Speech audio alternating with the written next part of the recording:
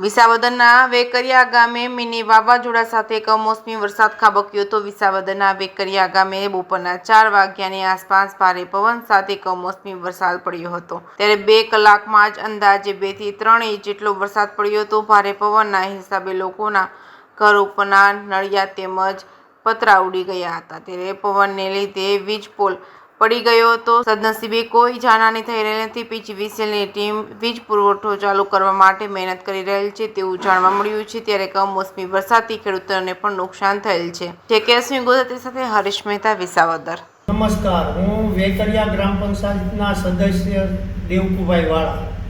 આજના રોજ અમારા ગામમાં વરસાદ તથા પવનથી ગામ લોકોને થતું ઘણું નુકસાન ગામમાં જ થયેલું છે।